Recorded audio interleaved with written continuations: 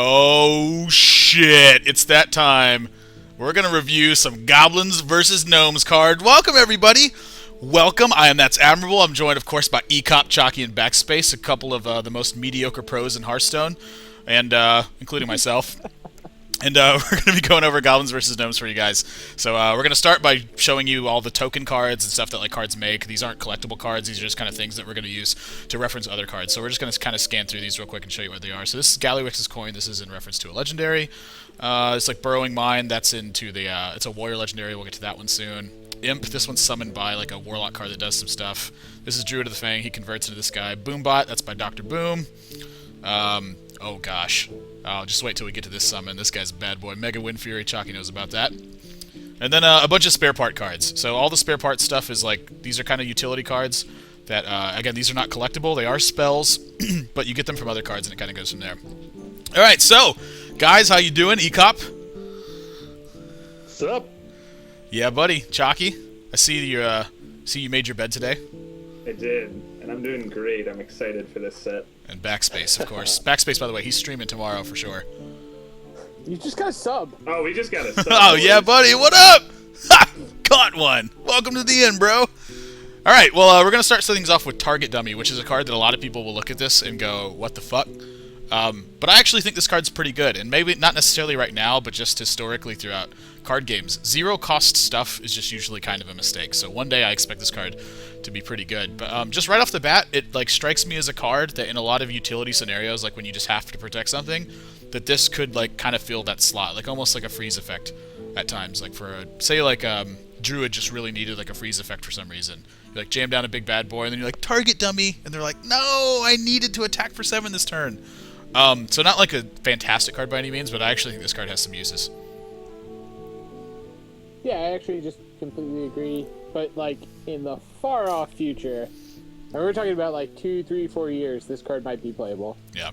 But as of right now, I would never craft this card, if that makes sense. Yeah. Yeah, I definitely agree. I think zero-cost cards in games just end up being good down the line. I think Moonfire is kind of similar, where everyone dismissed that, and now we even saw Life Coach's deck using that. So I think, yeah, in the future, this card will be good. I think the card is good already. I mean, I think the fact that it costs 0 mana and is a mech is essential for decks that want to rely heavily on the mech synergy, so that you can play them on curve, those drops that rely on having a mech in play, and Target Dummy is the perfect mech to do that. And some of those synergistic cards, they also need protection sometimes, and Target Dummy provides that protection as well. So I think this card will be already a staple in any mech-based decks, in my opinion. I actually think that's a really good point. Mech is like a really big theme of this set, and there's tons of like mech stuff that happens. Like we'll even get to a couple of them. The one that in particular strikes me as really underwhelming when you just look at it, but is actually pretty good is Iron Sensei. That's a rogue card, I think. And we'll get to that one down the line, but sort of all the consensus. This card is like probably not something that you want to craft right away, but wait until you see it in a deck and see kind of how effective it is, because it's honestly, it's just really not. It looks really, really terrible, but frankly, I just don't think this is that bad of a card. Alright, so we're going to get to Clockwork Gnome, which is actually, this is kind of like, make everyone louder except me. Here, let's see if I can do this. So let's turn my mic down, and let's turn everyone else up. Let's see if this helps anything. Let us know if it's fine. Just kind of keep us up to date. But be genuine about it, please. I want this to be an actual fucking video, not like a thing where everyone in chat's trolling me. Yeah, I was listening to it. It is kind of low. Okay. Just let me know if it's better now. Okay, so Clockwork Gnome. This kind of strikes me as like the Leper Gnome card of this set. Where, again, it's got a mech theme in it, so I think it's already kind of playable. And the spare part, a lot of times, is going to have a ton of utility. It's just, sometimes you're going to get, like, a freeze effect. Sometimes you're going to get +1/+1. Sometimes you're going to get the one that returns a minion you control to your hand, and it's not really going to be able to do anything, because I imagine this is going to be fitting into more aggressive strategies.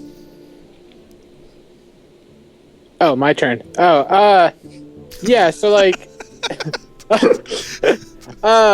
this card's actually like kind of weird because I think it's better than Leopardome. Because I think like the longer that the game goes on, Leopardome's going to be in one type of deck that's just like purely aggro. But this guy kind of replaces Leopardome, and like the spare part is actually probably like worth 2 damage if that makes sense. So yeah, I think most decks right now that run like Leopard Gnome, you're gonna run like 1 Leopard Gnome and 2 Clockwork Gnomes, or maybe vice versa, 2 Leopard Gnomes and 1 Clockwork Gnome. But if you have Leopard Gnome in your deck, you're probably gonna have this guy in your deck too. Yeah, I think this card, 2/1's pretty okay, pretty average for 1. The spare part's okay. I think the biggest part is it combos really well with Mech Warper, which we'll get to later, which can make this card cost 0. So I think it'll be in quite a bit of mech decks. Yeah, I mean, for the same reason why I like the training dummy, I like the Clockwork Gnome as well. It's the only mech that costs 1 that's generic. So yeah, in any type of mech-based deck, you will see this guy. I feel like Mex is just going to be a lot stronger than anyone's giving it credit for. Actually, Ekop made a really good point that it only costs 1, and it is the only one that costs 1. That's actually like makes the card even stronger. Yeah, especially with what's the 2/3 that reduces all the cost by 1. We'll get to that card. That card is one that I will definitely talk in depth about because I think it's pretty busted. But yeah, I think we're all pretty much in agreement. This is a strong 1-drop that can be used outside of mechs, but definitely wants to be focused in mech-centered strategies. Which brings us to Cogmaster. 1 mana, 1/2, has +2 attack while you have a mech. I think that this card is kind of deceptively good in that, obviously, when you have a mech, it's a 3/2, and that's really strong, but when you don't have a mech, this guy is, like, really bad and will never get above 3/2. Now, that being said, I still think it's playable, but I'm not sure exactly how this guy fits into the deck yet. I feel like it should go in there to start with, so you can get things, you know, rolling and see what you do and what you don't need, but I feel like this card's not going to make the cut. Yeah, this is a card that you have to play with to evaluate. Like, I don't think you could look at this card and just say it's insane. It looks really good. Like, I couldn't see Flame Imp being bad. But you kind of probably have to play, like, if you could swarm the board with mechs, kind of like Zoo does, and always have a mech in play, this card's ridiculous. But if you're going just, like, 1 minion every single turn in the mech deck, this card's kind of bad. So, I don't know, I think this is a card you actually have to play with to evaluate. In some metas, I think it'd be really good. Go ahead, Chakki. I agree with Backspace. I think this has a few synergies later down the line, but I think it's one of the issues that isn't obvious is if your opponent just trades out your mechs first, then it's very easy to kill off as it just becomes a 1/2 like retroactively, and they can just kill it for free. Flame Imp obviously really good, and if a neutral Flame Imp-esque card comes out, I think it could be good. I'm not entirely sure on this one. In my opinion, this is just like one of those 1/2s for 1 mana that resemble Secret Keeper or Light Warden rather than Undertaker. So, like, it definitely is not on the powerful side. I'd rather have cards that synergize with mechs that are more powerful, because by itself the card is pretty weak and doesn't deserve to see the play at all.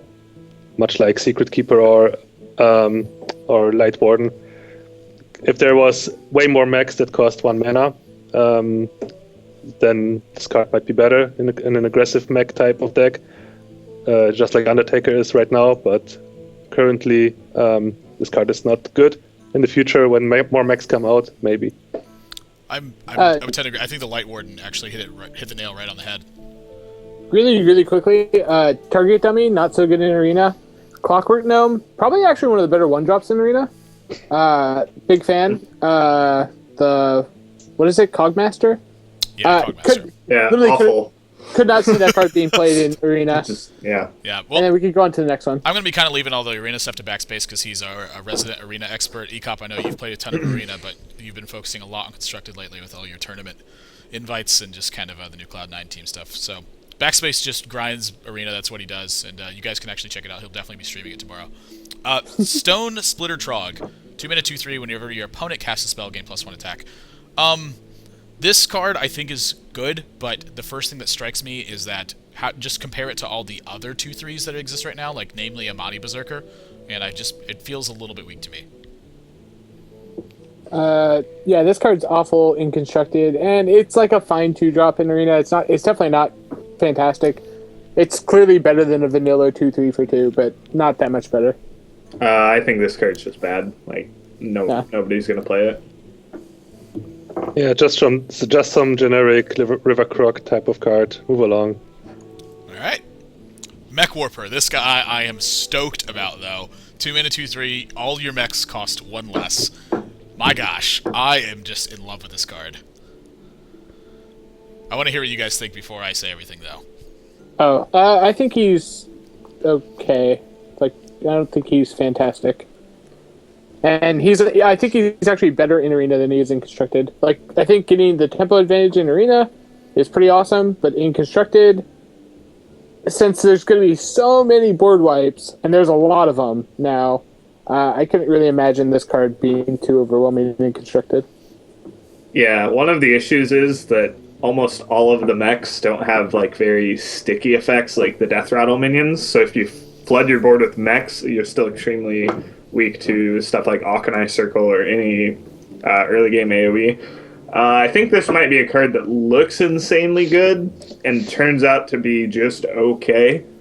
I'm sort of on the hype train for it, but I'm not entirely convinced yet. I would like the first card that comes to mind when I see this card is Pint-Sized Summoner. If you compare it to past cards, it already has better stats, but it only applies to mechs. At least it all applies to all mechs and not only the first one that you play, so that's good. And so, like, the first cards you want to take a look at when seeing this card is mechs that cost 4 mana, because naturally you want to curve this into like a 4-drop mech.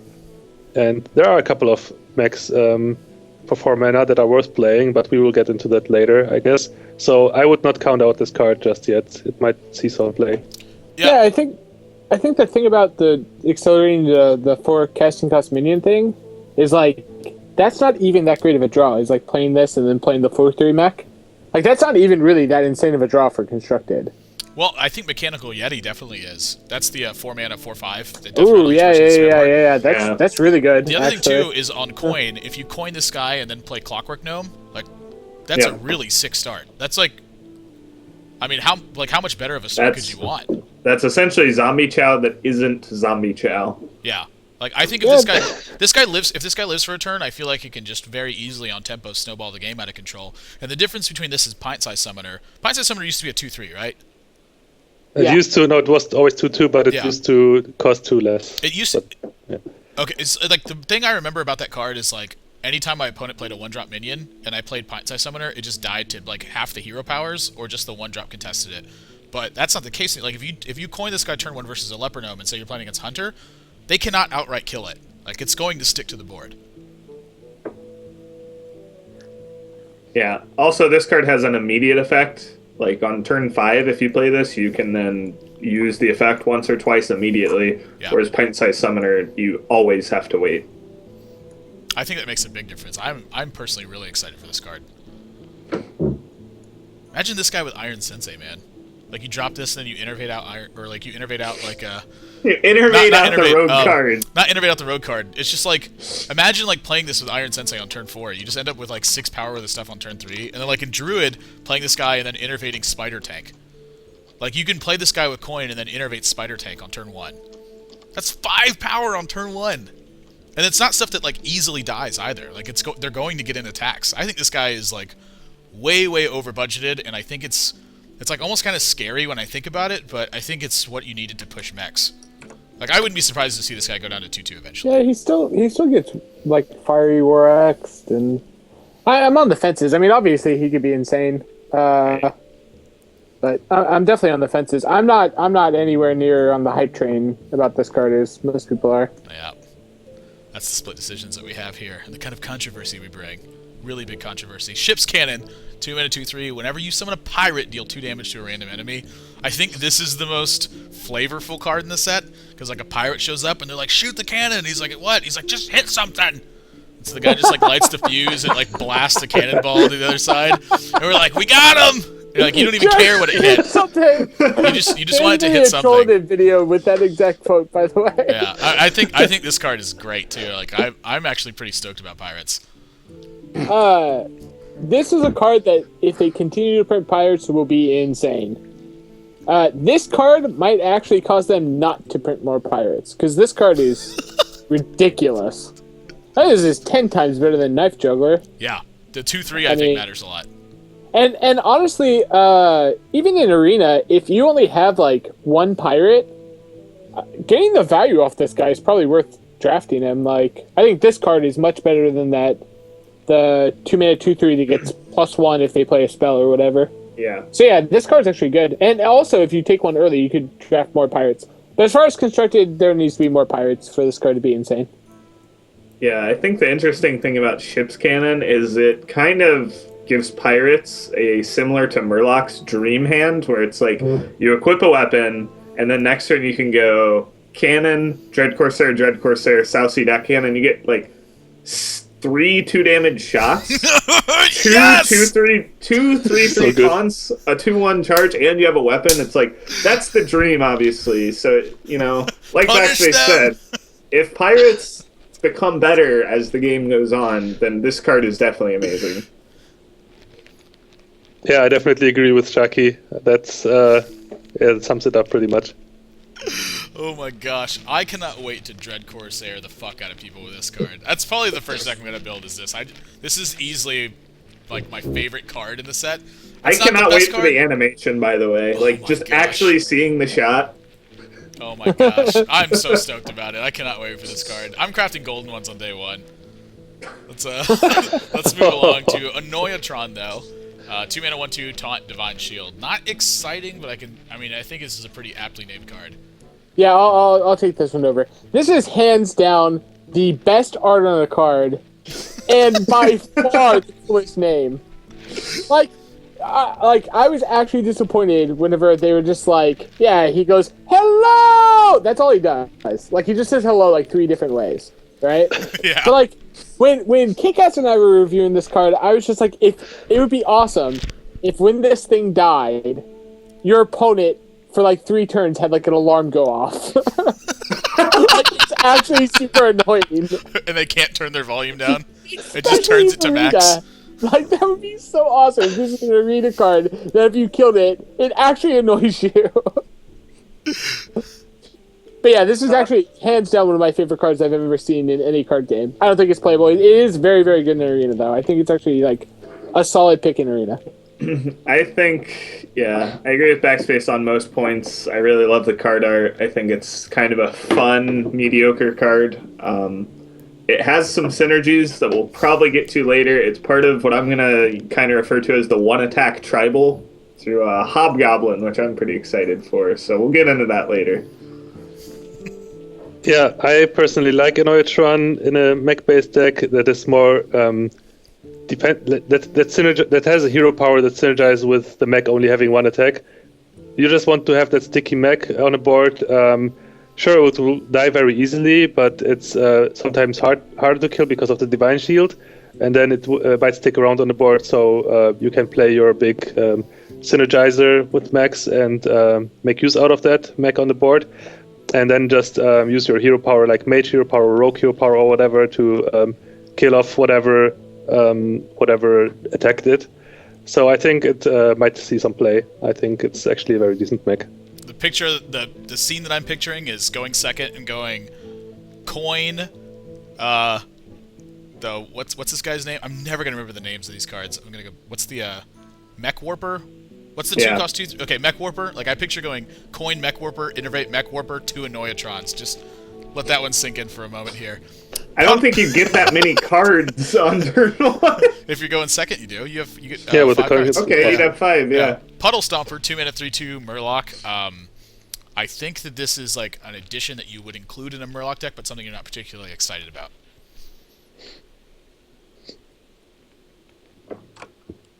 Backspace, you have anything to say? Oh, I'm sorry. Yeah, this card's fine. It's not fantastic or anything. It goes in a Murloc deck, but not really. And obviously in arena, it's the same thing as a 3/2. So. Well, it gets hungry crabbed, but It does get hungry Oh crabbed. my gosh, my opponent's web spinners get like 10 times better if I ever play this I card. think you would draft Bloodfin Rapper over Puddle Stomper, unfortunately. But I actually played a lot of Murlocs back in the day, but that was when people didn't know what was going on, and that was pre-Naximus. I think Murlocs are a lot worse now, but looking back at when I did play Murlocs, you would definitely include this card in it. So if Murlocs get more stuff, I know we keep saying this, but if Murlocs get more stuff, this guy is an above average Murloc card. Yeah, I mean it's actually for being a Murloc, it has actually pretty good stats. Because usually you expect a Murloc to have worse stats than that, like 1 health or whatever. And this one is kind of beefy if you compare it to other Murlocs in that regard. Anyway, like, yeah, sure, Murlocs have not seen much love in recent days. I mean, they've fallen out of favor. But we will see some cards, like when you count the Shaman cards, that synergize very well with Murlocs, and maybe this guy will see some play if those cards end up being good. 100% agree with everything. Just a good old 3-2. Gilblin Stalker, 2 mana, 2/3 stealth. I don't know why it's not a goblin yet, but I think they should add goblins into this stuff. I think this guy's actually pretty good. Backspace again. Yeah, it's okay for constructed. It's actually really good in arena because stealth is just good in arena. But yeah, it's fine. Like, it's not going to see constructed play. I guess like there could be some sort of like Wind Fury random thing that involves him, but probably not. I think if you're going to run any Wind Fury stuff, Shade of Naxxramas is still going to kind of take the cake in that category. So I don't expect to see this card outside of arena. Yeah, I think the same thing. I mean, I honestly don't know. The theme was goblins versus gnomes, right? So, like I'm used to other card games have more subtypes to their cards. For example, this would be a goblin, and like the goblin subtype. Like, if I wonder why there are no synergies with those races, pretty much like goblins, night elves, orcs, or whatever. Maybe we'll see more of that in the future. I mean, some cards have been updated, like Max from the past set. So maybe in the future, when we get more sets that rely on like races, then we will see cards like that being relevant because it's a goblin, for example. But right now, it's just another river croc, so it doesn't matter. I'd like to see race and occupation added to everything that needs it, like goblin. I don't know, a stabber. Or whatever you want to call them. Stabber! Micro Machine, Rogue or what? 2 mana, 1/2 mech. At the start of each turn, gain +1 attack. I actually have kind of a funny story about this card. At BlizzCon, I was walking into the Goblins vs. Gnomes, like, where they had the 2 decks set up that you could play. And as I was walking in, Meteos was also walking in. And I was like, oh, Meteos, what up, bro? He's like, oh, what up, bro? I was like, let's play some Hearthstone, bro. He's like, all right, bro. And so both of us played Micro Machine on turn 2. And his got killed instantly. And I was like, this card sucks. And then 3 turns later, I was like, I think mine's alright. And I just, like, attacked the guy for, like, 9. Or whatever it was. He was just shaking his head. Like, mine just got untouched the entire game. I had a removal spell for every creature they played after that. And then Micro Machine just took over the game. My turn. Yeah, this is like a filler card. Like, if you have a mech deck and you need a slot in this drop, you play it, I guess. Hey, it's like really bad, but in arena it's also pretty bad. Pass. Yeah, it reminds me of Questing Adventure. It's just a little cheaper. Its health doesn't buff, and it has mech synergy. I don't think it's going to be very good at all. Yeah, I think there are better alternatives for this. For example, I would always play a Neutron over this. Micro Machine is good if you can protect it or if you can buff it early on, but yeah, I mean, if you can buff your mech, then you might as well buff your Neutron. It's much better. This is where Master of Disguise comes in. Like, you play this guy, and then you conceal him, and then you attack, and you put Master of Disguise on him, and they're like, what is going on? You just keep him stealth the entire game. Brew the Master of Disguise, and then replay Master of Disguise. Okay, well, the counter to that strategy is coming up in the next card, so unfortunate. Yeah, this card's really good. Explosive Sheep. 2 mana, 1/1. Mech, Death Rattle, deal 2 damage to all minions. I think this card is pretty obviously excellent. In a lot of decks, especially decks that can kill their own minions very easily, like Mage. Yeah, a lot of people have been rating this card as okay. I think this is deceptively not only one of the more powerful cards in the set, but I think this card changes metas. Like, if this card is around right now, Zoo and Hunter are definitely way worse. Mage uses it. I think Warriors is going to be insane with Deathbite and Whirlwind because it does it for 3. Like, Shaman can't do anything when this card is in play. They can't, like, they can't even play like Feral Spirits because you can just play this in World War. Earth Shock. I mean, yeah, but you're not going to play this the same time that... Like, you're going to play this with an effect that kills it. You're not going to play this and then hope that it lives. Also, even in Paladin, like, that new... It's like a 4/3 that deals 2 damage to Death Rattle minions. It's like, on turn 5, you could play this and that guy, kill it off, and clear their board, too. Like, no, this card is very good. Yeah, I think people are going to, I'll say what's expected. I'm not very happy about it. I think the more AoE effects, especially neutral cards, I think it'd be great if you couldn't proc it yourself. That's, like, hard to implement, because I think what Admirable and Backspace are saying is, like, nobody's just going to put this out there and let you silence it. They're just going to kill it themselves, and there goes your board. And Death Rattles are already getting nerfed a bit, so I think this is going to be an extremely powerful card. Yeah, I definitely agree with both of you. I mean, in Mage and Warrior, this card will be probably played heavily. I want to feign. I like Paladin, too. Paladin needed a 2-drop, and this guy's pretty solid. I want to feign death this guy. Oh, shut up. That's double trigger, man. Hunter. Let's go. Let's do this. Spider Tank, 3 mana, 3/4 mech. Mech is the important part of this card, but not only that, I think its stats are pretty freaking efficient. I mean, 3/4 for 3? What more can you ask for out of a card that doesn't actually do anything? Yeah, it's a 3-mana Yeti. I mean, it's fine. Just a vanilla, best card for its stats for that mana cost or whatever. It's fine. A lot of people were asking for something like this, just a 3/4 for 3, and it actually got mech synergy as well. And as far as I know, there's no real like mech D-synergy. Like, there's no hungry crab for mechs, so there's just no disadvantage to this. I think it's just strong stat-wise. Yeah, people have been complaining about Dark Cultist being ridiculously OP stat-wise, and now every class gets access to it. So even without this being mech, I would see this in some decks probably, just because of the stats. But because this is mech, it's actually like one of the best mechs in the game. Druid comes to mind for me. I always like my big, efficient, dumb Druid cards that just punch stuff. Recombobulator. This is an epic, and a lot of people have asked me, when all these cards first came out, this is one of the earlier spoiled ones, and I got like a bombardment of Twitch messages to be like, "You really think Recombobulator's good? This card sucks." And I was like, I think it's actually pretty good. It's 2 mana, 3/2. Battlecry, transform a friendly minion into a random minion with the exact same cost. I think this card is like, it's like close to almost too good. Yeah, it's good. It's actually better in control decks than it is in aggro decks. And it's good with the new warrior card, the 6 casting cost guy that gives you 5 armor.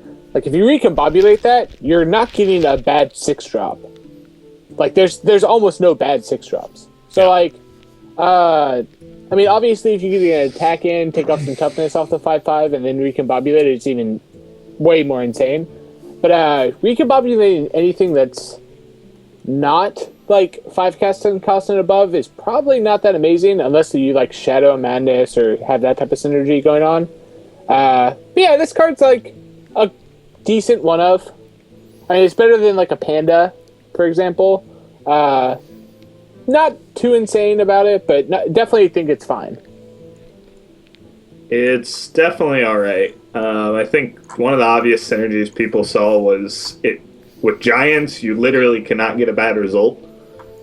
And I think what Admiral was saying is, like, the higher cost your card gets, almost, like, the better result, except I think, like, 7 drops is a bit shaky, because there are some bad ones in there, like Corehound and War Golem. But, Whoa, slow down. These are 2 of my faves.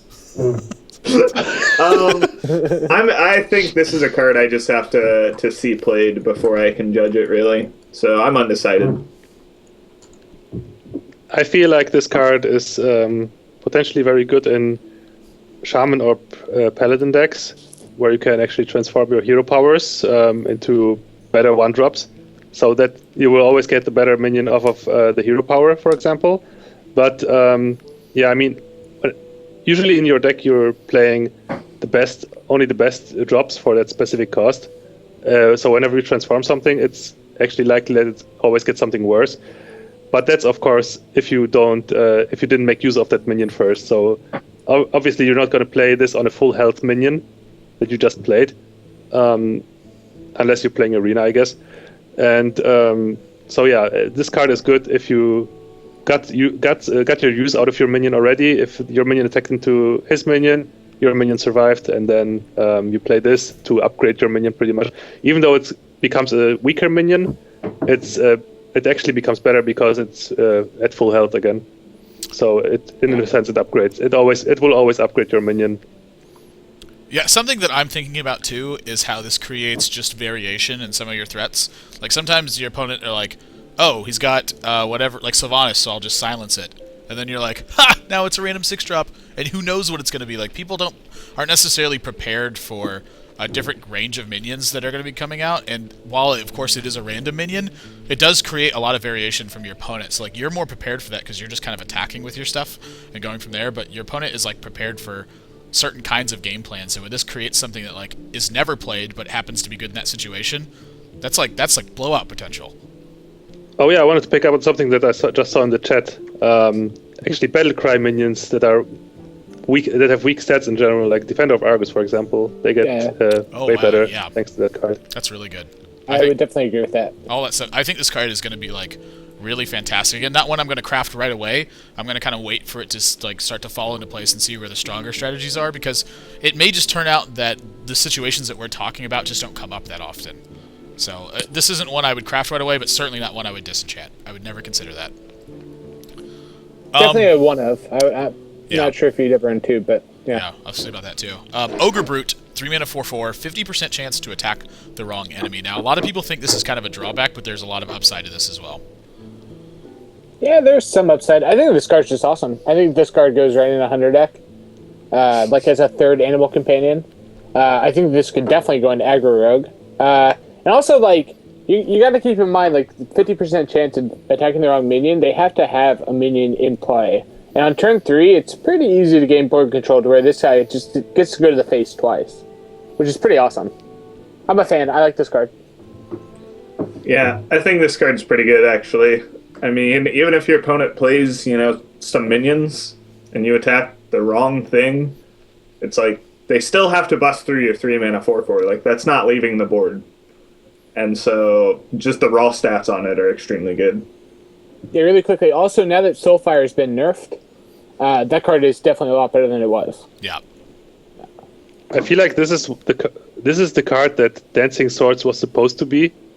I just feel like this card is a big upgrade compared to Dancing Swords because, the drawback. Sure, it has a drawback, but it's not as bad as your opponent drawing a card because stats-wise, when it played on turn 3, it still outshines any minion that your opponent can play, so you always will get your card advantage off it. You can also silence it. There's like that 4 mana. What is it called? Soul? Wailing Soul. Something? Yeah. Yeah. Like that guy on curve with that guy's pretty good. I mean, not fantastic or anything, but. Yeah, I think that's something that's most important about this card is it can actually attack through like taunt, and it can hit stealth minions and that sort of thing. Like it attacks 50% of the time. It hits a random target instead of the one you were targeting. So like the situations that I'm kind of seeing are like if you get someone really really low and they have a taunt creature out, like say from Defender of Argus, you can just attack, and that sometimes this just attacks straight through it, and you're like, oh, well, there's the 4 damage to the face I needed. Sometimes it's a bonus. I agree. Yeah. So, and then the times that it's not a bonus, you should be able to clear the minions that it could randomly hit. So yeah. And then I like the card. And how many minions is your opponent going to play where you're like, dang it, I really didn't want to attack that one. If they're playing those minions, if they're playing those kinds of minions, you're probably just going to win anyway because that means they're playing shitty minions. But I don't know.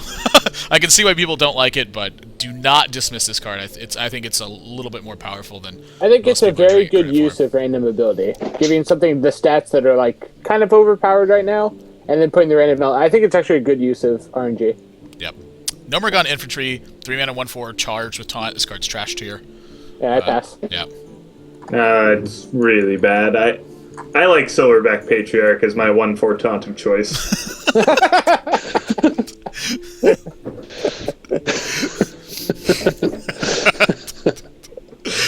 Ekop, trash. Yeah, I agree. Snap disenchant this one. Tinkertown Technician, 3 mana 3/3, Battle Cry. If you have a mech, gain +1/+1, and put a spare part into your hand. I think this card's pretty good. Yeah, I think this card is obviously fine if there's a mech deck. But in Arena, I actually think this card is fantastic. Because you're going to have 1 or 2 mechs, and the time that it does give you the bonus, it's an insane bonus. Like, playing this guy's up 4/4 and getting a spare part is pretty ridiculous. So I actually think this card's pretty insane in Arena. I think this card's probably going in every mech deck. I mean, it's kind of like the Ogre guy we were just talking about. 4/4 for 3 is just insane. You get a spare part because why not? And yeah, you're just going to be brawling some minions with your 4/4. If it comes down to like to the point where like mechs are super popular, like the deck is actually good, I can see this card being good in that deck. But if mechs are like very inconsistent, I think that Ogre is actually better than this card. Like maybe even in the mech deck, like just a consistent 4/4 might actually be better. But I don't know. I'm not sure yet. I think if you have enough mechs, it's not. Yeah, definitely. But Yeah. Ekop, what do you think? Yeah, I think this card, in constructed as well as in Arena, is one of the best cards that synergizes with mechs. In a mech deck, this card is better than pre-nerf Shattered Sun Cleric. Like, Shattered Sun Cleric used to be a 3/3, which was absolutely insane. And this is even better because you get... It is a 4/4 essentially, and just like the pre-nerf Shattered Sun Cleric, but you even get a spare part, which is just awesome. I mean, this card is amazing. I Gives love you a it. sweet spare part to discard to Soulfire. Yeah! Flying Machine, 3 mana, 1/4, Wind Fury, trash tier. yeah, it's fun in Arena. It's not amazing or anything. I mean, you can buff it in Arena, and it's anything with Wind Fury is fine in Arena. But yeah, it's obviously like it could be used in like a combo deck eventually. Like there might be like a Wind Fury Shaman deck or something eventually, but I wouldn't say it's complete trash. Backspace has 1 attack. Yeah, you can still win. No, this card's trash. Ekop, Yeah, it's trash. Card's awful. Trash. Yeah, I don't like Trash. it. Okay, at Backspace all. Slide, don't listen to him. Little Exorcist, 3 mana, 2/3, Taunt, Battlecry, gain +1/+1 for each enemy Death Rattle minion. Yeah, this one's a nice one. Is this the Undertaker counter, or is 3 mana too steep? No, this is for sure an Undertaker counter. I mean, this card's just good. This card's definitely better than the mech 3/4, like for sure. Because this guy has a random. He could randomly become a Yeti for 3 mana. Like, yeah, this card has to be good. I could definitely see running this card as a 1 of in most control decks and a 2 of in some. Because like even late game, just playing a 3 mana 2/3 taunt isn't like the worst of things. Like, this card's definitely fine. I like it. I think it's good. I mean, coming from playing all the Death Rattle decks, I think it's not that hard to play around. I think people will be a lot more likely to trade in their Haunted Creepers now, which is just a more aggressive play in general. And so you can get punished by, like, area of effect. But, I mean, it's very likely to kill an Undertaker, essentially, which is, I think, what they wanted and what people want from this card. Yeah, I mean, this card is definitely pretty decent against Death Rattle, as you can see. I mean, it will... Death Rattle's not going anywhere. We've already seen, and we will see throughout the stat review, even more good Death Rattle cards. So yeah, Death Rattle is here to stay, and therefore minions like these are necessary. Agreed. So it will be seeing some play, I would say. Even at a 3 mana 3/4 against like you said, against a Haunted Creeper open, or even if they just play like Nerubian Egg, like a Shaman plays Nerubian Egg or something, this guy's not going to die to Rockbiter Weapon alone. They have to do something else to go with it. I think that's like a really, really big upside of this card, is that so many good minions just have Death Rattle anyway that you're just benefiting from that. So 3 mana 3/4 with Taunt, certainly nothing to ever scoff at. Illuminator, 3 mana 2/4. If you control a secret, at the end of your turn, restore 4 health to your hero. I'm not really sold on this one. Yeah, it's fine in Arena if you ever get the bonus, and the stats are already okay in Arena. But as far as construction is concerned, I'd just pass on this. I'm pretty sure this card is bad because there are other healing cards in this set that I think fill the role better.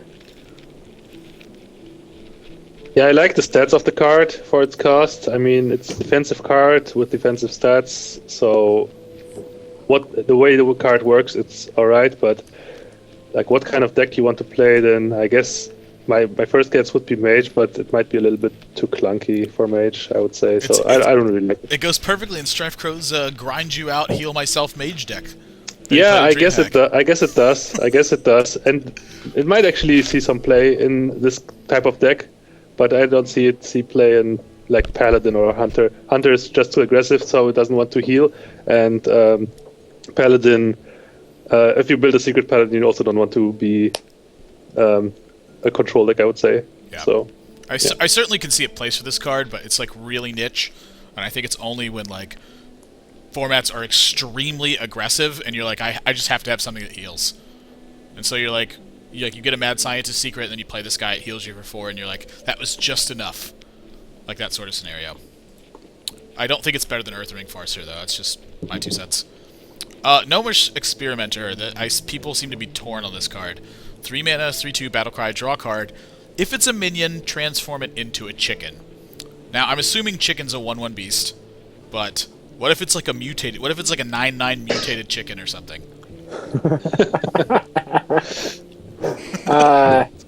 There's not a lot of situations in Hearthstone where a chicken wouldn't help, so I'll give this guy a thumbs up. Yeah, 9 out of 10. Yeah. Yeah, screw you guys. Thumbs down. This is an awful card. Something in cast name is Angry Chicken King. We're reviewing this card, and Angry Chicken King is here. Well done, Angry. You get a heart. the stats that this card has, I guess if you are terrible. Yeah, I guess if you I guess chicken is going to be a 1-for-1, I would assume, and then this card is pretty much a 4/3 for 4 mana. If you think about this, but if you don't draw a minion, then this card is actually fairly alright. Yeah, I see this being used in like really weapon-heavy, spell-heavy decks, like that don't have a ton of minions in them. Now that being said, But in those decks, I think you have such key minions like Alexstrasza that you cannot afford to just chicken your guy. that's exactly where I'm torn on this card, is because like in something like I don't know, like something like Miracle Rogue, this guy seems like it's pretty good. But Guys, something we're popular enough that Amaz is watching us. I'm very proud of us right now. Hello, Backspace, Amaz. patting himself on the back. Oh, jeez, I'm so nervous right now. What did I do? Trump and Amaz are here. Oh, just Oh my God, Trump is here too. I'm muting. Yeah, Where's Trump? Trump. He actually hosted us. Big shout out to Trump. Thanks for that. Holy shit! Thanks, Trump. Yeah. No. Anyway, this card, like, I think that down the road when you see like really spell heavy decks getting played, like think about the mage deck, like the freeze mage deck that happened like months ago, where like Alexstrasza was like the only important minion in your deck and everything else was just spells. I think this guy's pretty good in that deck. Yeah, I mean, we will definitely see some decks where this card might be useful, but currently I don't see any play. I think it's just way too risky to Honestly, rely on this card. I just think in that type in a of couple deck, of years, if there is a no minion deck, this card's obviously very good. Yeah. I just rather That's unsafe for a while. because you don't need the stats in that Alexstrasza mage deck. You could be right about that too. That is sort of the trade-off to it, is maybe you don't need the stats. But as it stands, I think this card is actually kind of fine. I wouldn't disenchant it immediately, because if this card ends up being really good, you're going to regret having to craft these again for 100 dust, and especially craft the golden ones, because you have to have golden cards. Otherwise, you're just not playing the game right. Goblin right. Sapper, 3 mana, 2/4, has +4 attack while your opponent has 6 or more cards in hand. Yeah, I'm not really a fan. Even in a mill deck, I'm not a fan. Like, I mean, like when you're playing a mill deck, you use all of your mana every turn. You don't really care about dealing your opponent damage, so I can't really see that card being playable. And the stats are fine for Arena, I guess. I think right now people very rarely have 6 or more cards in their hand. I think right now decks are just more aggressive. After the changes, maybe there's more control. Maybe a 3 mana 6/4 is nice. But also, I think this suffers from kind of like that 1 mana card where your opponent can retroactively, like, okay, you have a 6/4 on your turn, but then what if they just play out their hand and suddenly trade into your 2/4 for free? And I don't like that. Yeah. I definitely think that the card depends. It depends on how the metagame looks like, whether the card can be good or bad. If the metagame is tending to go more mid-range or control, this card is going to be better. Stats-wise, it is also playable against just a regular aggressive deck. Let's just say that. I mean, 2/4 is pretty decent, I would say, against aggressive decks on its own. And if it's a more mid-range and control-heavy oriented metagame, then the effect is very good. Especially if you build your deck around it a little bit more. Like, let's say you play Cold Light Oracles or Muklas or whatever, and or something that gives your opponent spare parts or some useless cards. I don't know. So I think the card might see some play, but it all depends on the meta game and how you want to build your deck with that card. I really like the idea of playing Mukla after this guy and then like attacking their biggest minion. Like, I got you, idiot! I attack for 6 with 3 mana.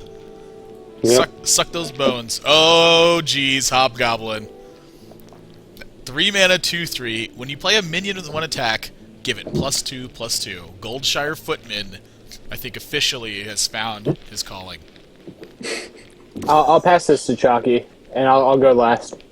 Okay, I think this is one of my favorite cards in the set, and I think it doesn't seem amazing at first, and as Backspace and I kind of talked about this, it's sort of like the beginning of an unofficial tribal of like 1-attack minions, with the issue being a lot of the 1-attack minions are just pretty bad, but I think this card can hit some important stuff like Voidwalker, Undertaker, Echoing Ooze is actually extremely good with it, Haunted Creeper, maybe even stuff like Narubar Weblord becomes good in a deck with this.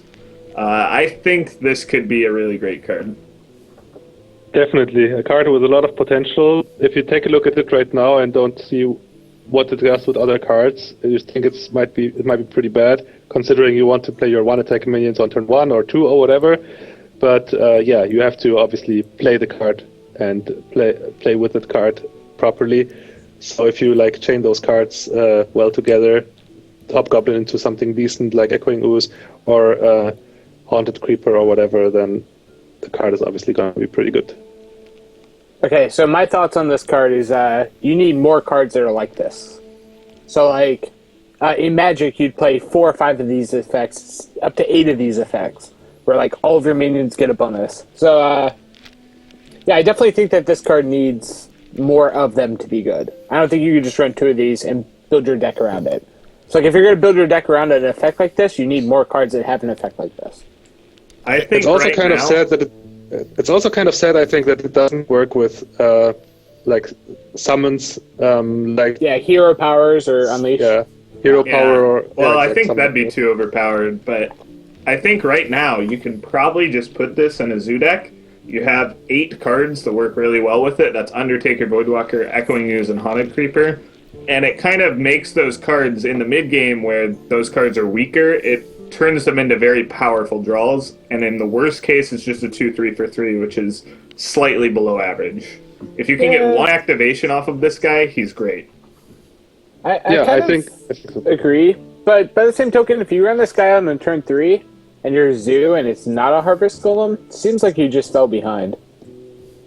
But there is like the upside that if on turn 4 you play this plus an Undertaker, it's pretty sick. So yeah, I kind of agree with you, Chakki. I mean, you gotta play Wisp afterwards. Oh my gosh, Mogoshan Warden! Imagine playing this guy with Mogoshan Warden, man.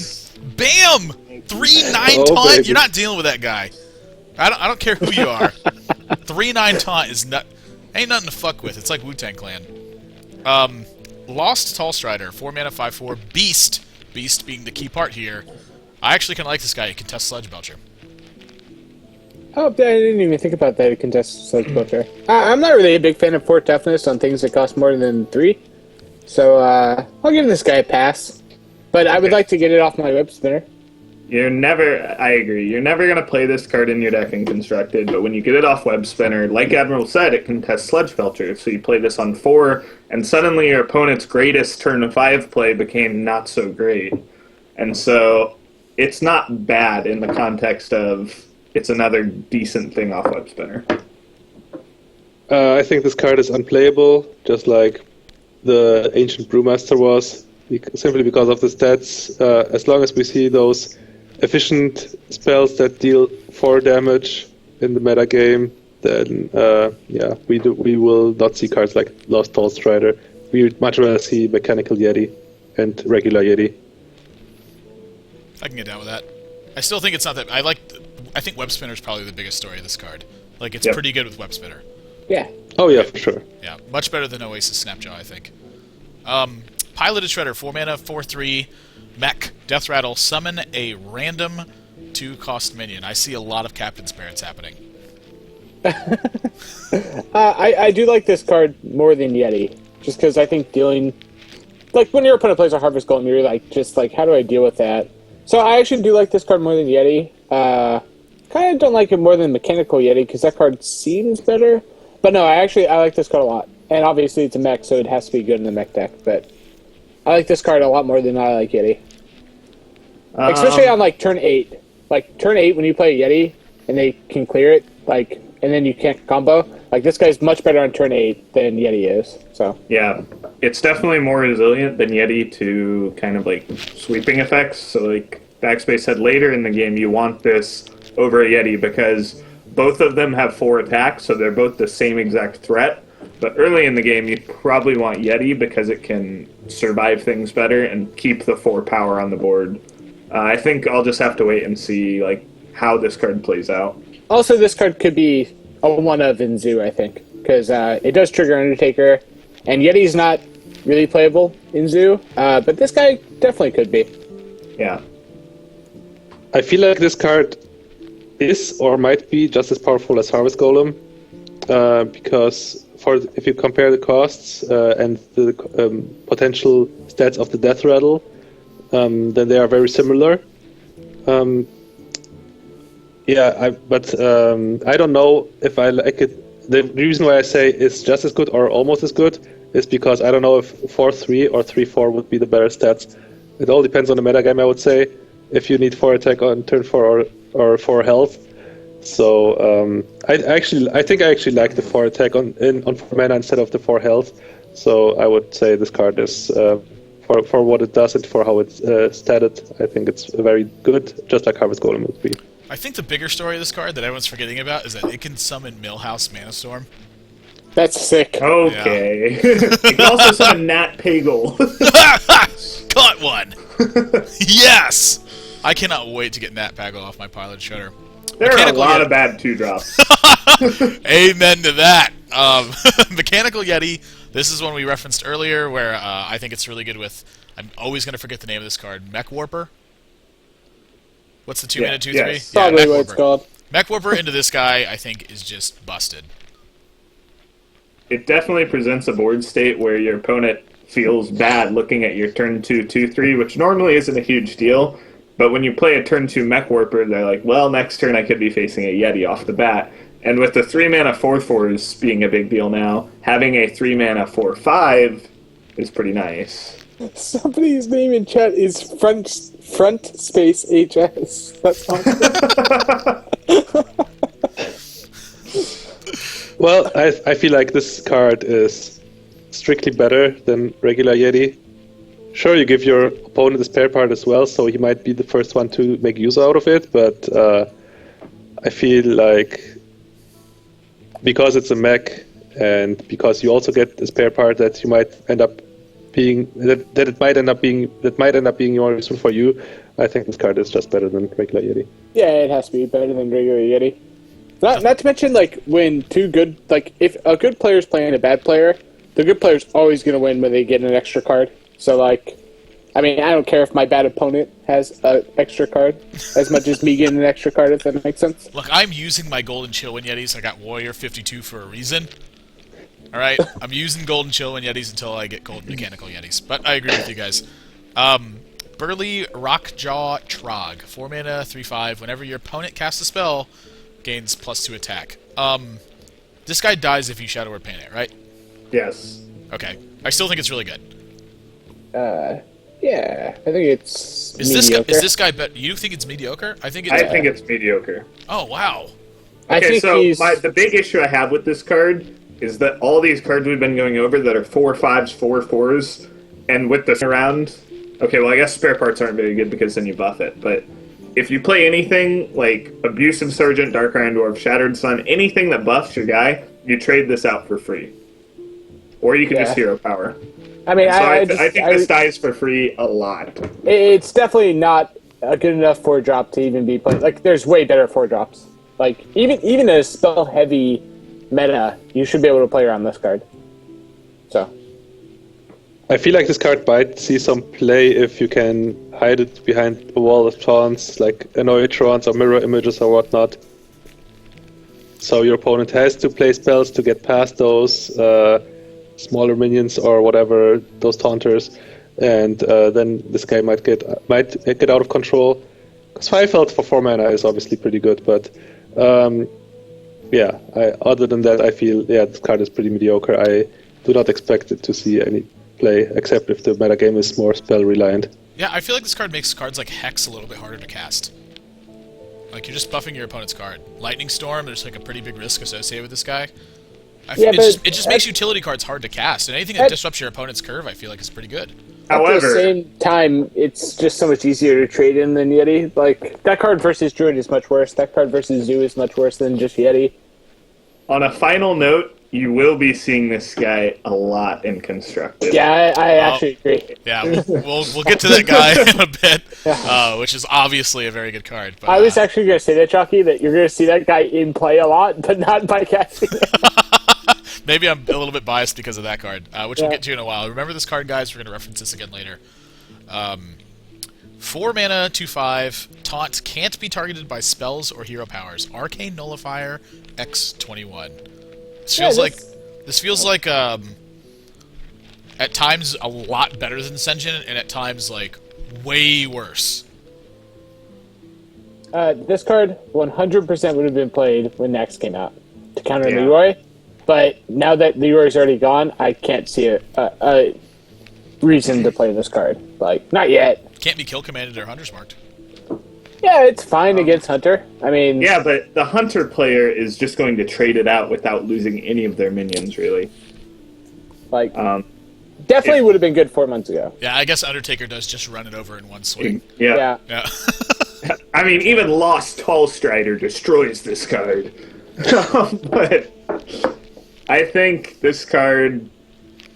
I think, like Backspace said, it was good at one point, which means there's hope in the future that this card's going to be good. I think right now the meta is not very charged spell deck heavy, but when there's ever going to be a deck where it's like my win condition is a charge in my deck, and the way I get past taunts is spells, then this card's perfect. So basically against 3 out of the 4 people in this in this call right now. I mean, come on, man. That's unfair. 3 out of 4 people in here frequently play Arcane Golem. I just want to point that out.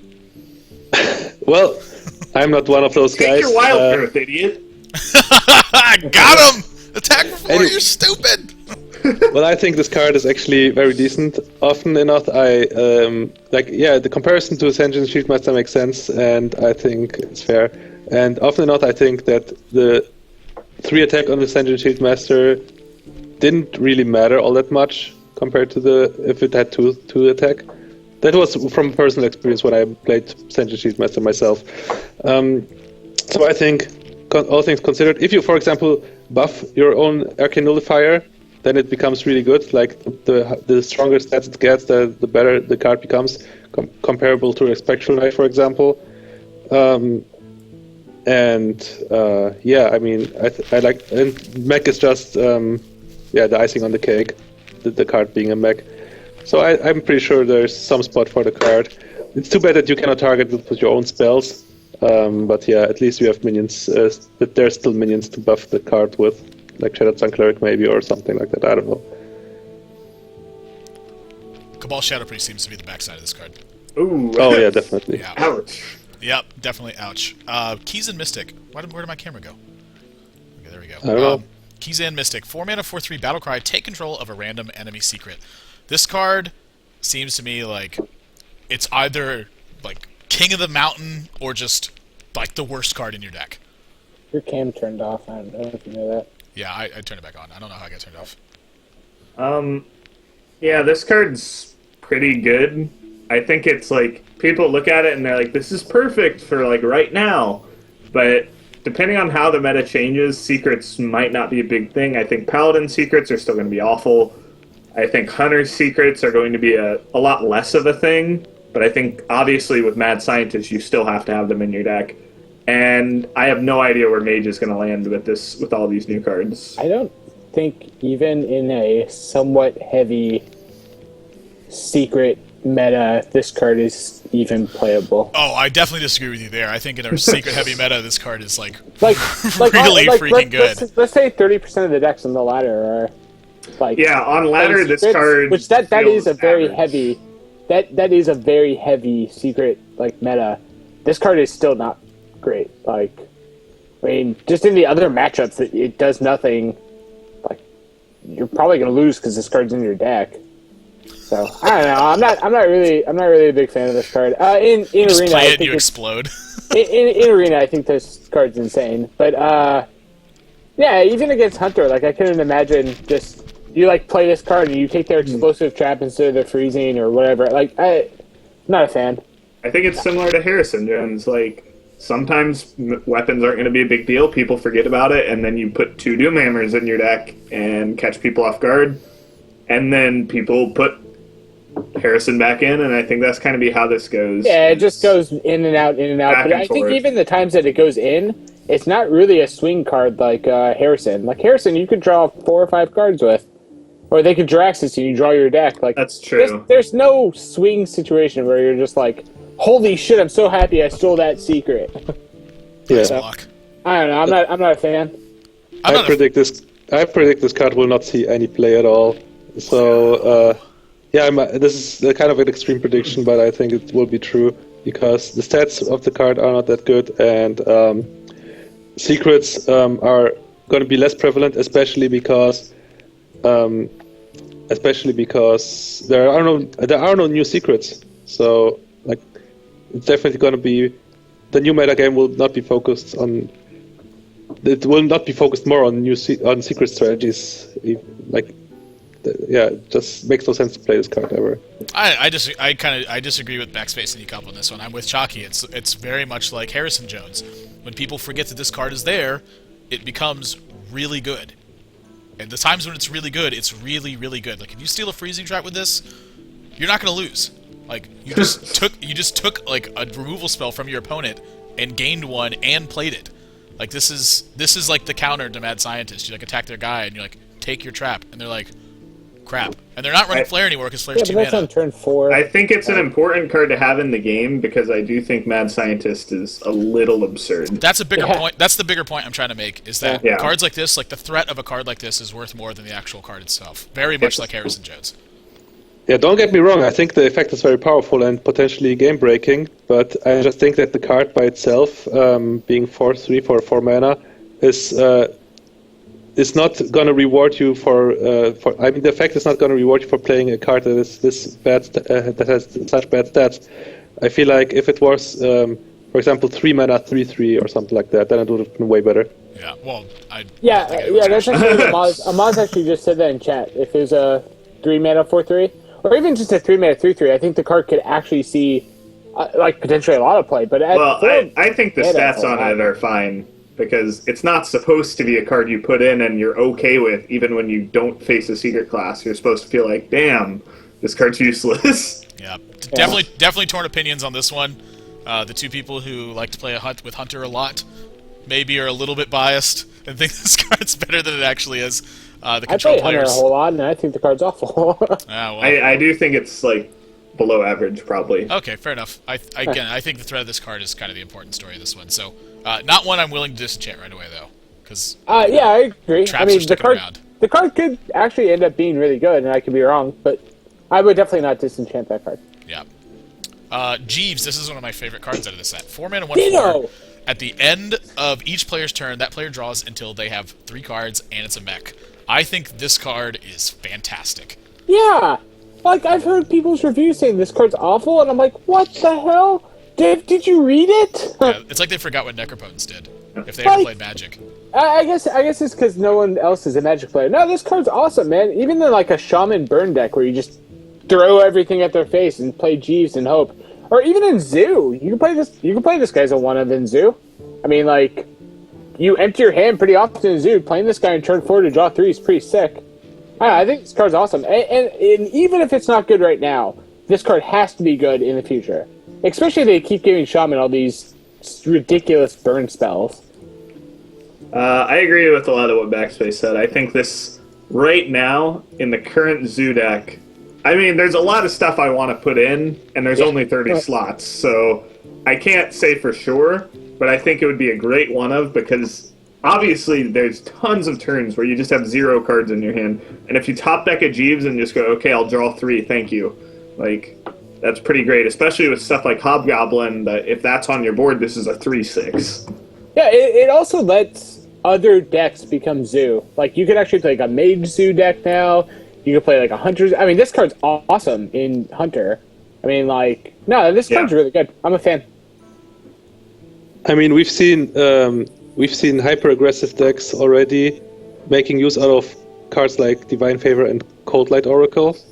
And for example, you can compare this card to Cold Light Oracle and just immediately see that this card is way better than Cold Light Oracle in that regard, because it doesn't even necessarily give your opponent an advantage, because Cold Light Oracle always will give your opponent 2 cards, but Jeeves doesn't necessarily draw any cards for your opponent. Yeah. While you will always the more aggressive your deck is curved, the more cards you will draw off of your Jeeves.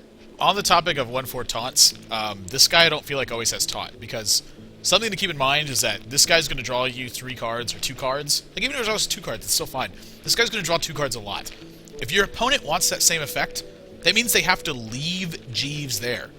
And if you leave Jeeves there, that means that you get to use Jeeves again.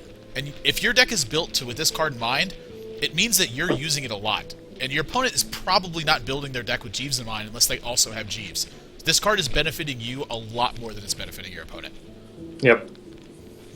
Something to keep in mind about that. Remember, your opponent has to leave this around if they want to get value from it, which means you get a second activation, potentially 6 cards from Jeeves if they want to draw 3. That's a major swing in the game. I'm a huge fan. Yeah. Mini Mage, 4 mana, 4/1 stealth, spell damage, +1. I think that this card is like, I don't know why it's an epic. Yeah, I'll pass. I'm pretty sure this is bad. It just dies to everything, right? Swipe, dies to Whirlwind, Unstable Ghoul, dies in Hellfire, Shadow Even Fires. when it doesn't die, are you that happy? Yeah, it's like Ogre Magi with stealth instead of 3 extra health. Like, I want my 3 extra health. Yeah. I don't get why this card is even in the set. I don't get why this card is epic. It's a gnome! I don't get it. Yeah, I mean, why is this card epic? It's a card that was made to disenchant, to give you dust. Yeah, it's like Kidnapper 2.0, it seems. I absolutely despise this card. I really want to open up a lot of gold mini mages. I will say that. I'm actually happier that it's at that rarity than common, so when I disenchant it, I get more dust. I would just rather open a good card. Alright, trash tier, guys, not good. Don't It's worry like about that they card. ran out of ideas for Goblins vs. Gnomes and just, We need one more card! whatever. We roll some stats with our dice and see what comes out. Oh, he rolled real bad.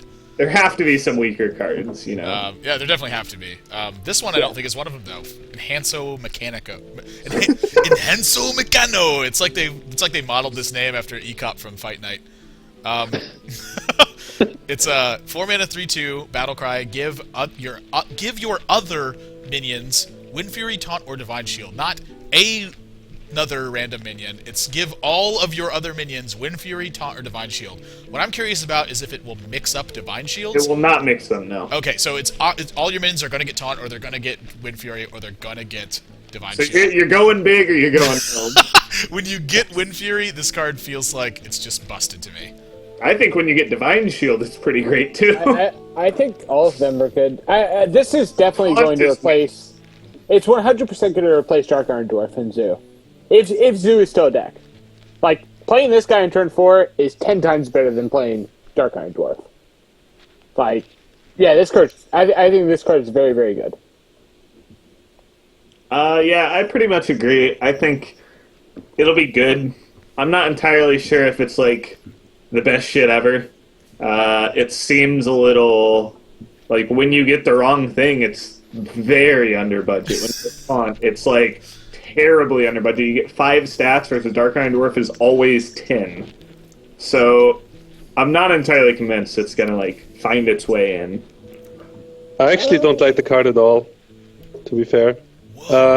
It seems pretty cool, but if you consider the minions you have on obviously you want to discard in kind of an aggressive deck, but the minions for an aggressive deck don't have that many good stats in the first place. So Wind Fury will not really matter all that much. Taunt won't matter at all because if you play against aggro, you want to clear the board anyway. And Divine Shield is probably the best thing that can happen out of Incanto Mechano in those kind of decks, just because it gives your minions more resilience. But if you don't roll Divine Shield with this card, I don't think it's very good. Wow. I think I agree with you guys. All of them are good in different situations. That's true. You can't control it is the problem. So we're looking at the two aggressive ones, which are Wind Fury When and is Divine Taunt Shield. ever good in a deck that's going to play? I mean, there's scenarios where it can be good, but not a lot of them. I mean, it does protect your Enhanso Mechano. Okay, protect 4 mana 3/2. I feel so weird saying the name of this card. Like, I feel like I'm just being, like, racist towards Mexicans when I say it. Like, I feel like it's just called, like, Enhancing Mechanic, and I'm like, Enhanso Mechano. I don't know, just me. But, like, the Wind Fury is going to blow people out sometimes. Like, if you have 7 power on your board and you get Wind Fury, you just dealt 7 damage. The battle cry was deal 7 damage? Like, come on, that's not fair. That's true, but that's like comparing it to Windspeaker pretty much. Yeah, but it's also a mech, so, like, assuming that mechs have board control, which is kind of what their theme seems like it's going to be, I don't know, this card's pretty good. Yo, you guys in chat, I am Mexican, by the way. I can say stuff like that. Don't you try to bring it down on me, all right? I think Enhanso Mechano is good. I think it's. I'm gonna say it's bad. Wow. The Windspeaker comparison I think is pretty legit, but we saw Windspeaker do some work at DreamHack. I think it was actually probably the best card played there, and probably in the best deck. 2-2. Yeah, it was probably in the best deck too. What the hell? All right, Salty Dog, 5 mana, 7/4 pirate, trash tier. Trash tier. No way, it's me. The card is me. Absolutely trash tier then. I cannot wait to hear like people when they just have Salty Dog as an option. They're just like, Salty Dog. I mean, it's a really good. Other than that, it's awful. This card is for spamming PJ Salt Frankersy. Like, that's what this card was made for. There's no other purpose to this card. I mean, just compare the card. Just compare the looks of the card to me. Look at this. I mean, it has the red beard. It is salty. It is a dog, and it likes pirates. I like pirates. I like. You just need to get the Tri-Point hat now, the Corsair. just wear it. I even have a similar hat, as you can see, the Cloud9 hat. Just missing a Cloud9 logo. Yeah, on the hat. Salty Dog's definitely wearing a Cloud9 hat. You guys can see it there. Antique Healbot, 5 mana, 3/3 mech. Battlecry, restore 8 health to your hero. I think this guy's great. Yeah, I think it's probably in the top 10 cards in the set. Wow. This is probably a one of in Warrior, definitely a one of in Shaman. Yeah. Could be seen a little bit in Priest, because Priest actually doesn't have a lot of heal. Easily 2 of in Paladin. Like, yeah, this. I'm just thinking of all the card's healing now. You guys know Zillia's just going to be jamming 2 Holy Lights, 2 of these, 2 of Guardian of Kings, 2 Lay on Hand. Yes! How could you ever die? You would win, like, every Fatigue War. They would be like, So, I have to kill all this guy's crappy cards, and he's healed for 70. So real talk, I think this card is really great. After playing a lot of Shaman, one of the things you always have lacked is sometimes in the game, you're doing really well, but you're at 12 health, and your opponent goes, I'll point and kill command at you, or I'll equip a Death Spite and hit you, and you're like, oh no.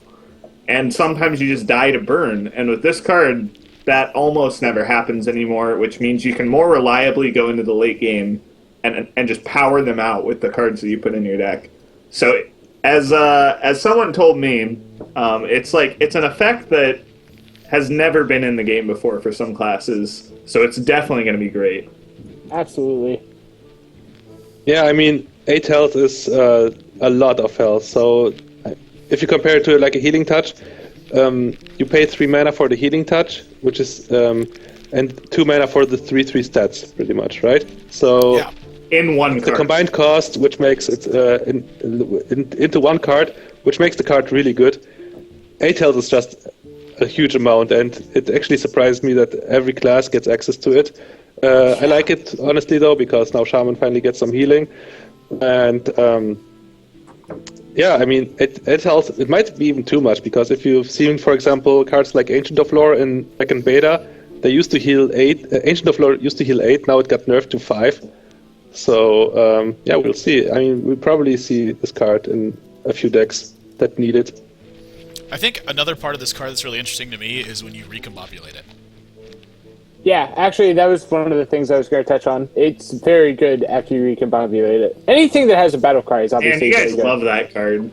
It's so good, man. Trying to make it work. It's good. It's also good with Panda. Like, gaining 16 life is not a small deal. Like, Yeah, I think Panda, with all these new Battlecry effects, Panda might be a really nice toolbox card, because when you face aggro, suddenly you have heal 16 in your deck.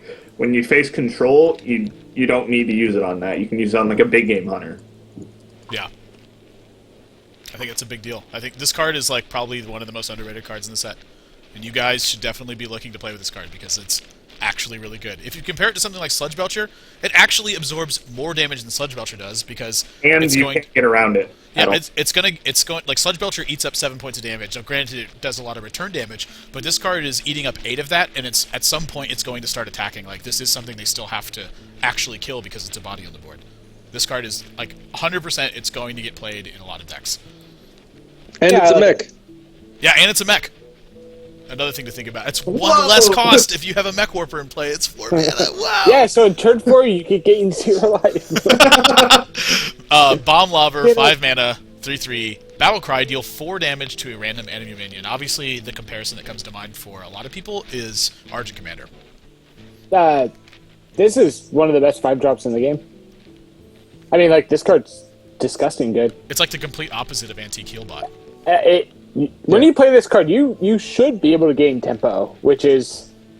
Like, I don't know if anyone's ever watched Firebat play, but that guy retains tempo the entire game through cards like this. So, yeah, this card, this is so far one of my favorite cards spoiled. I might be... I think I'm probably just, like, wrong here. I haven't looked into this card too much. I wasn't that, like, impressed when I first looked at it. Maybe Backspace is just right. I think if you're looking at a meta where those 3-mana 4/4s and stuff and very singular minions are on the board, where this is very likely to hit a 4/4, then yeah, it's a fantastic card. But I think if stuff like Zoo is still doing great, then this card is not going to get it. It's not going to get there. In a way, you have to compare this card to Ragnaros, I would say, because in order for the card to be insane, you have to set up the board properly. So you get rid of the smaller minions first, just like you would do if you play Rag, and then hope you get like a good shot on 1 or 2 of those minions that are remaining on the board that just die to the Bomb Lobber immediately.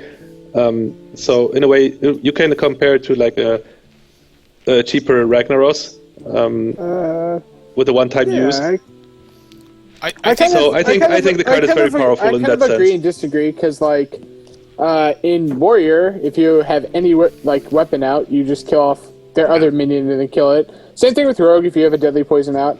Like, this card's so easy to set up, especially turn 5 is like one of the easier turns to have everything set up. They only have like 1 or 2 minions in play anyway. So, no, I think this card's awesome. I think another part of this card that I really like is that it'll hit Shaden Axaramis a lot. Like, when you hit a Shaden Axaramis with this card, you've gotten probably the best value you can get from it. Or a Concealed Auctioneer. It actually gives you options to solve harder problems, yeah. Yeah, I agree. I think this card is not, like, fantastic, but definitely has a lot of potential to get played in the right sorts of circumstances. Now, my actual favorite card in the set, Matter Bomber. 5 mana, 5/4, deal 6 damage randomly split among all other characters. Now, of course, there are some players where this will just always hit them for 6 no matter when they play it, even if their opponent has 7 1-health minions on the board, but I think this card's pretty great. I pass. I think it's pretty good in Arena. I think it's going to clean up a lot of the stuff that you left out. In Constructed, I'm not sure if it's going to see play. It's kind of similar to Mad Bomber, which has really never seen play in over a year. So I'm not sure if he has hope there. Let's not say never. Yeah, I'm gonna tap back in. The Asian meta has seen a lot of Mad Bomber and stuff like Hunter, but I think it hasn't been successful enough for people to copy that. This will easily set up some of the best troll-in videos. That's all I'm saying about this card. But this card will cause some. This doubles your chance of a highlight reel as compared to Mad Bomber. Yeah, exactly. Good job, Chakki. All right, that's all I have to say. I will definitely pick this card in Arena every fucking time because this card is just an insane comeback mechanic. If you're behind on the board, and it could even see some play constructed potentially, just because 6 damage. If you're very far behind on the board, then 6 damage is way more efficient than just the 3 damage from the Mad Bomber.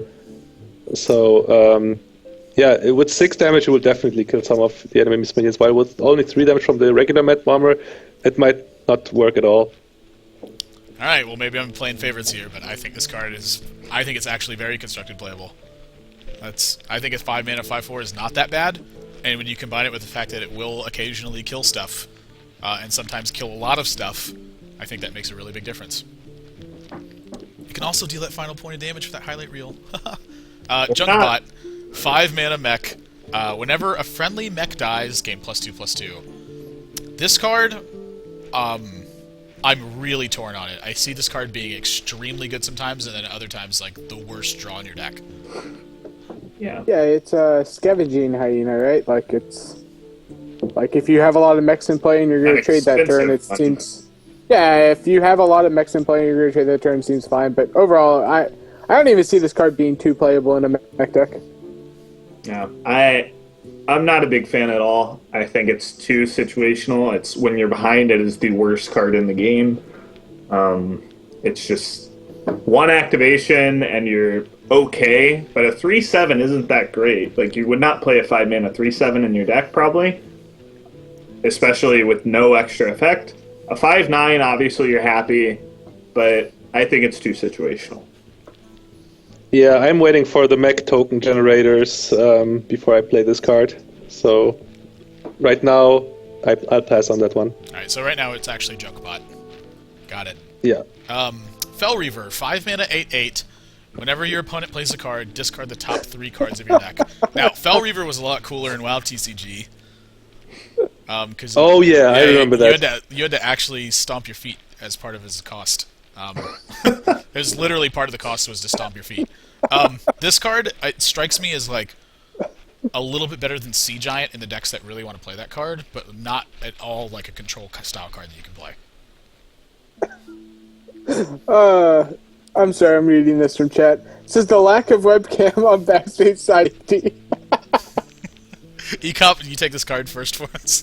Sure, of course. I mean, the comparison to Sea Giant is kind of obvious. You want this card in an aggressive deck where you don't care about the cards that you discard off your deck. But yeah, in that regard, I think Sea Giant is pretty much the same card. Sometimes Sea Giant is too situational because often enough you will not have enough minions. So maybe this card is actually better than Sea Giant in those aggressive type of decks. But often it's also worse because sometimes you just play the Sea Giant for 2 or 1 mana and then, yeah. I mean, it's kind of a Sea Giant that you can cast consistently, but I would probably still prefer Sea Giant over this. Well, I think with Soulfire and like Flare and all these, and Gadgets and Auctioneer being nerfed, there's a lot less nightmare situations where your opponent just plays 8 cards and kills you, and you're like, whoa, that wasn't supposed to happen.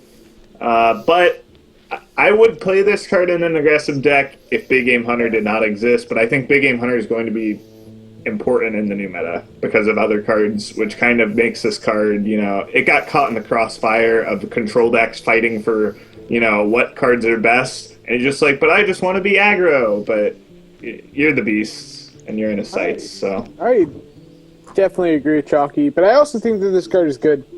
And it's a card that probably shouldn't forget about, because this guy could always just be thrown into a deck. Yep. It's if Big Game Hunter is ever bad, this card's good. 5-mana 8/8s are nothing to scoff at. At times Yeah, they are yeah. insane, and at times they are just like, you're like, why is this in my deck? And when you get Big Game Hunter again, it's going to feel really terrible. Not only are you going to mill 3 cards, but you're going to lose your guy. Get wrecked, idiot. Hemet Nessingwary.